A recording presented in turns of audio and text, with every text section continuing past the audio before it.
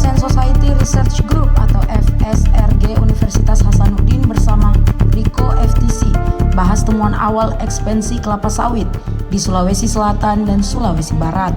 Dibahas dalam konferensi pers di Cafe Kudeta, Makassar, Rabu 30 Juli 2025. Penelitian dilakukan secara citra satelit resolusi tinggi untuk memetakan pertumbuhan sawit dan dampaknya terhadap masyarakat serta lingkungan. Peneliti FSRG Andi Fika Faradiba Muin menyebut riset ini tidak hanya melihat luas lahan sawit, tetapi juga usia tanaman, pengelolaan, dan dampak sosial ekonomi. Ia menyebut data yang digunakan bersifat terbuka untuk publik, termasuk petani dan pemerintah. Data awal menunjukkan di Sulawesi Barat terdapat sekitar 108.000 hektar lahan sawit. Sebagian besar dikelola oleh korporasi dalam bentuk perkebunan monokultur. Sejumlah lahan bahkan berada di kawasan hutan dan masih dalam tahap verifikasi legalitas.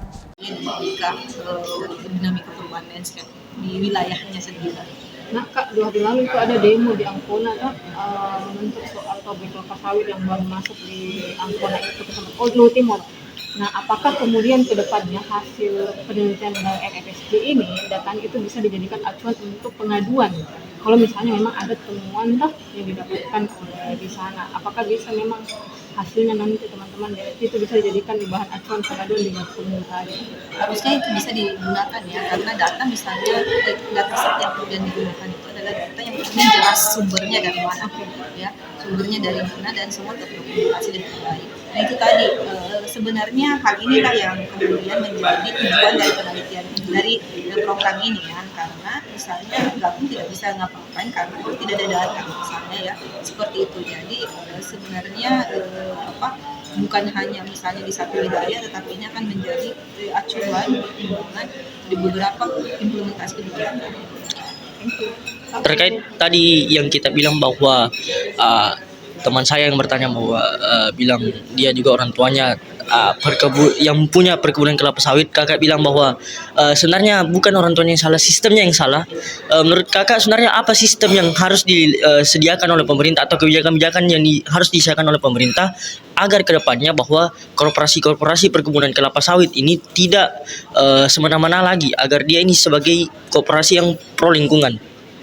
Sebenarnya lebih seperti ini. Jadi sebenarnya pengembangan kalau dalam proses ini ya, dalam proses kemudian mencoba mengulik mengapa kemudian banyak komoditas yang dikembangkan dan berubah-ubah, itu sebenarnya tidak hanya berkaitan dengan kemampuan lahan misalnya, tetapi jauh dari itu lebih kepada apa sebenarnya yang mempengaruhi. Yang paling besar adalah misalnya kalau kita sebutnya adalah politik ekologi. Nah itu berkaitan misalnya bagaimana harga dimainkan sesuai dengan permintaan pesanan elit-elit internasional bahkan nasional ya. Dia kemudian membutuhkan apa karena perusahaannya apa, terus mau mengembangkan apa. Nah itu yang biasanya didorong ke pemerintah, karena pesanan dari luar misalnya. Nah, itu yang satu. Terus yang kedua adalah harga yang tidak menentu. Jadi ada disparasi harga yang sangat berbeda ataukah fluktuasi harga ya. Misalnya contohnya misalnya satu komoditas vanili. Misalnya vanili itu pernah harganya sangat tinggi, kemudian sangat turun, jadi semua warga memotong vanilinya kemudian mengganti dengan komoditas yang lain, tiba-tiba harganya melonjak lagi. Nah banyak penyesalan dan itu tidak terjadi satu komoditas, termasuk coklat dan beberapa ya. Nah begitu pula dengan sawit kan, karena sawit ini dianggap sebagai komoditas yang harganya agak relatif konstan, bahkan beberapa kali mengalami kenaikan. Nah itu yang kemudian membuat banyak misalnya petani-petani lokal kita memilih untuk menanam sawit dibanding komoditas yang lain, walaupun misalnya dampak ekologisnya lebih besar, karena kan agak susah untuk membalanskan antara dampak ekologis dan dampak ekonomi ya. Terakhir Kak, apa output yang kakak harapkan setelah dari kegiatan ini gitu? Sebenarnya outputnya adalah kami coba menghimpun apa sebenarnya masukan dari teman-teman dalam proses melakukan kegiatan ini, melakukan program ini ya, supaya program ini mampu kemudian mengakomodasi banyak pihak apa sebenarnya yang mereka butuhkan, selain misalnya akses informasi atau misalnya lebih detail lagi misalnya informasi apa sebenarnya yang dibutuhkan. Jadi apakah itu bisa kemudian kita akomodasi di program ini sih? Tidak hanya misalnya dari pemerintah, tetapi dari teman-teman media dan CSO yang kemudian banyak bergelut misalnya di bidang lingkungan, ya. Apalagi yang fokus di komunitas sawit. Kasih Kak. Namun sebenarnya pada kegiatan ini lebih kepada kami menjelaskan bagaimana sebenarnya proses ini bisa dilakukan. Nah, untuk kemudian juga menerapkan apa sebenarnya masukan dari teman-teman CSO, teman-teman media. Karena kan penelitian ini sebenarnya lebih kepada bagaimana teman-teman para pihak ya kemudian mampu mengakses data terkait dengan ekspansi sawit. Nah, kalau kita lihat secara keseluruhan, sebenarnya penelitian ini dia adalah penelitian yang sifatnya global melihat bagaimana ekspansi sawit di Asia, khususnya Asia Tenggara, ya. Nah, dengan melalui FSR untuk rekompetisi kemudian melihat misalnya bagaimana di Sulawesi Selatan dan Sulawesi Barat. Nah, karena tadi kita dengar banyak sebenarnya yang menjadi latar belakang adalah bagaimana mengakses data itu. Nah, kami coba menyediakan data dan melakukan pemetaan dengan resolusi tinggi yang standarnya lebih bagus, yang biasanya tersedia dan juga lebih detail.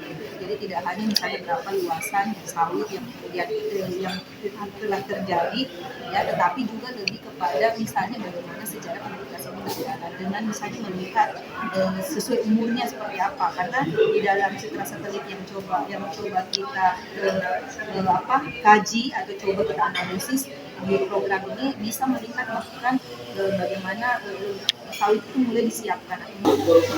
Kelapa sawit.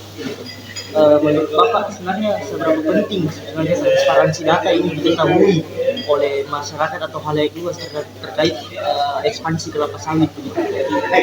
Iya, kalau transfer data itu menjadi khas dari Komnas supaya orang semua tahu, dan itu bisa menjadi karena data itu merupakan basis untuk pengambilan kebijakan. Kemudian kalau ada kebijakan lain yang belum tanpa data itu akan bermasalah.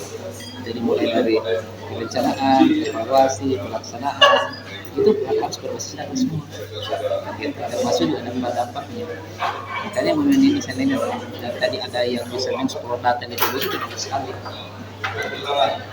Harus dipastikan bahwa datanya itu valid dan dapat dipertanggungjawabkan. Karena kalau datanya tidak valid, tidak bisa dipertanggungjawabkan, maka pasti akan melahirkan kebijakan melahirkan istilah teknik yang salah.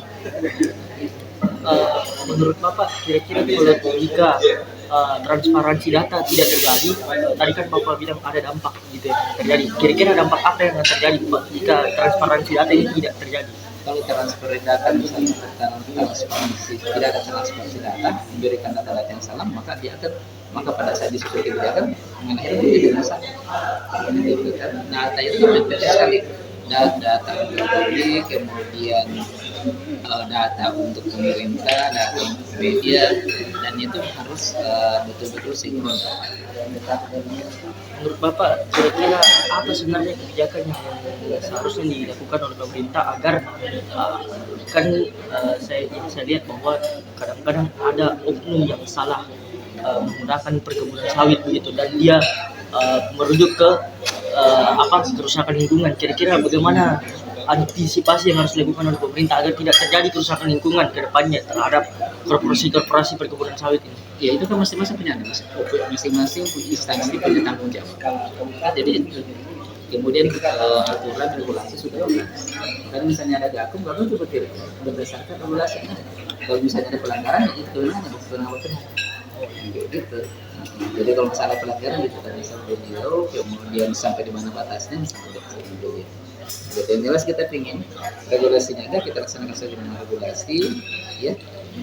Kemudian penegakannya untuk masyarakat, karena ini adalah untuk kesejahteraan masyarakat, mau tidak menjadi acuan kita. Karena kita ada negara hukum, negara Indonesia, maka regulasi dan yang melanggar regulasi nggak pusat. Jadi kami di daerah tidak banyak mengikuti apa itu, nggak pusat.